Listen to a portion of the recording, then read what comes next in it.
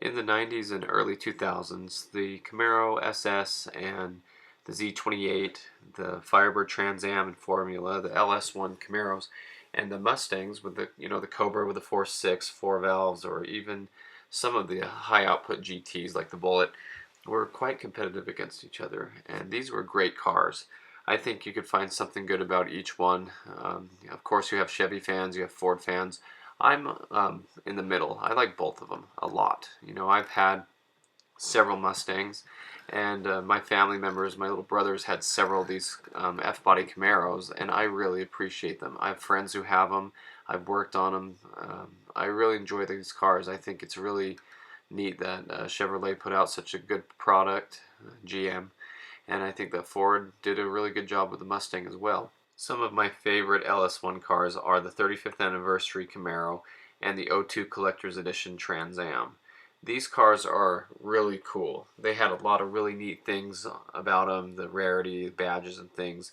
The Camaro SS and the normal Firebird Trans Am were also really cool cars. I think they were designed well, they look good, they're fast.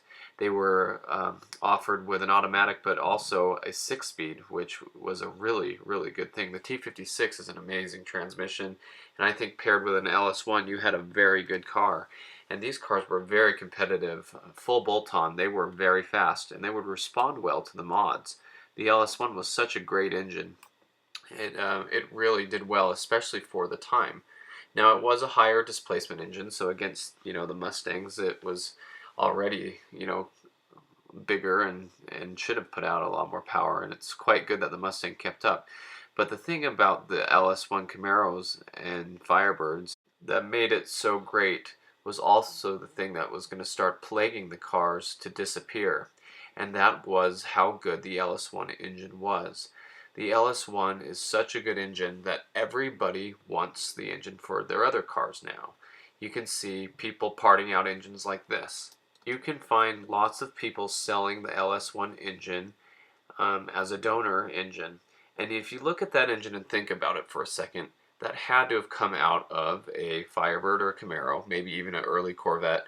But the fact is, you see all these engines for sale, and you have to start realizing where are they coming from. And the answer is they're coming out of Camaros and Firebirds. And the fact is, people aren't fixing the Camaros and Firebirds because they'd rather take the engines out of them.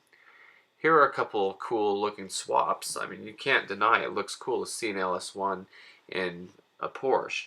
I always thought this was a funny meme. LS swap all the things. My friends and I laughed about this. My friends who had Trans Ams and Camaros. And you see things like these t-shirts that say LS swap the world. It's a concept that's been going on for a little while now.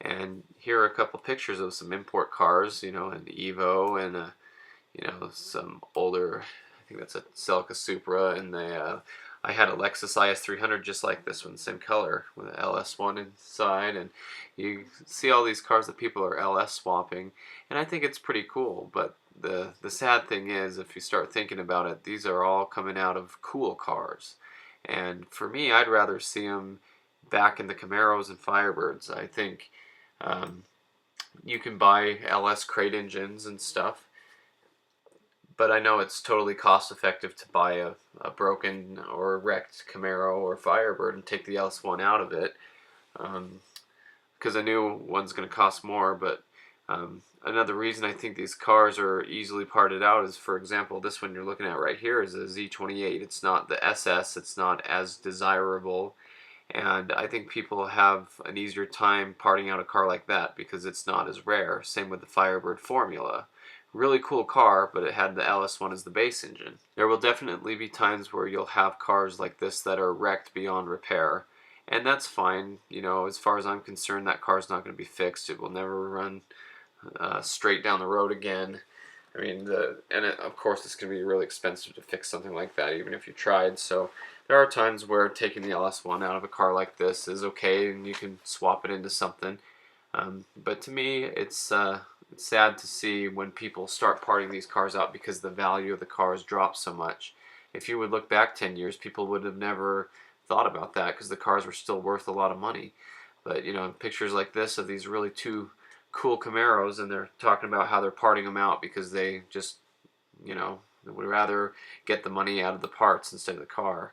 You know, some of these could be fixed. Some of them with just a little bit of love could be put back together. And I really love these cars. It's really sad to see that something that made this car so awesome is also the same thing that's making it disappear. The fact that the engine was so good in this car that people are willing to take the engines out. Now, something interesting is the 5.3 out of a truck, a Tahoe, a Silverado. The 5.3 is a really good engine as well, and it's really good for boost because the cylinder walls are thicker. And a lot of people have swapped 5.3s into these cars. So I think if people would really think about it, they would stop taking the LSs out of these cars and they'd start taking the 5.3s and they would turbo them and get a lot of power out of them that way, and they can get them out of junkyards because there's plenty of them to go around. You know, even famous people on YouTube like Cletus McFarlane, you can see how he got that Corvette at auction and it had a 5.3 swapped into it because it was an easy fix swap for somebody who had blown up the original engine, and it was an engine that could put out power with boost, and he ran with it, you know, and he went and continued with that, and not only that, but he made a lot of power with it. So I think that's a pretty good alternative because there's plenty of those that are already out of the trucks and stuff and for sale on eBay. And anyway, I really love the F-body Camaros and Firebirds, and I think it's real sad that people are parting them out now. And tell me what you think in the comments below. I know there's a good following for these cars, and I know people respect them and love them. Thanks for watching.